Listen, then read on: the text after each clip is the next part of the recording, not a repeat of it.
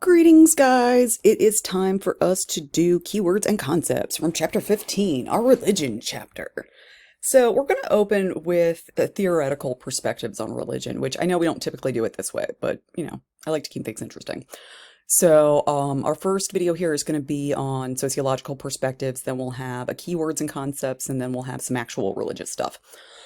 So first thing we need to discuss, this whole slide is about conflict theory and religion. So obviously there's been a lot of research done on religion using conflict theory. So it's important that you understand these different arguments, whether you believe them or not.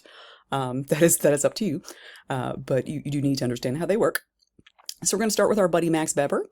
Max Weber found a connection between religion and the economy, or more specifically, the habits of the workers. If you've ever heard of the concept of the Protestant work ethic, guess who invented that? Yeah, Max Weber. That's kind of where we start to get this idea that someone's religion can directly impact what kind of worker they are. So we actually have faiths, you start getting with Calvinists and stuff like this, where you start seeing salvation through works and salvation through just work, full stop. So that starts to become something that gets conflated there, and Max Weber points that out. We move on to Karl Marx, everybody's favorite buddy. Now, he believed that the religion kept the proletariat, remember that's the poor folks, in their place. And he has that famous line, the opiate of the masses, or the opium of the masses, keeps their senses dulled, that kind of thing. So that was his belief. His belief was that the rich used it to depress the poor. Both Marx and Freud believed that the modernization of society would lead to the deterioration of religion and the advancement of secularism. Were they right? To a certain degree, yes. To a certain degree, no. Obviously, they're never going to be 100% right, but a little bit.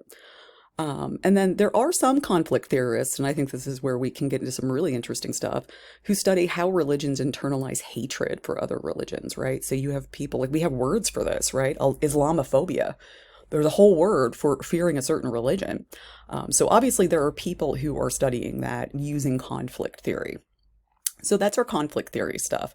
Now let's move on to some of our less intense things. And we have more of our structural functionalism, right? So this is the idea that religion is important because it adds meaning to people's lives and it provides answers to difficult questions. This is the really straightforward stuff, right? We're not trying to analyze too much with structural functionalism. It's just, how does this serve society? And that makes sense, right? That is absolutely something that is real with religion. It definitely adds meaning to people's lives, and it definitely helps people answer difficult questions. So that's what the structural functionalists are thinking. Symbolic interactionists, they're going to be looking at symbols, right? They're always going to be looking at what does it mean to be something? What does it mean to identify as something? And they're also going to be looking at interactions between religious groups, within religious groups, how a religious person interacts with society, that kind of thing. Now, Durkheim, yes, structural functionalism, man that he was fascinated by how ordinary objects became sacred. So at what point does a cup go from being just a cup to being a chalice, right? At what point does it become something holy? And that's a rather fascinating area of study. And that's more symbolic interactionism that you're technically doing in there. So some other concepts in terms of sociological perspectives of religion that you need to understand. Religion is considered a cultural universal. Almost all cultures on earth have some form of religion.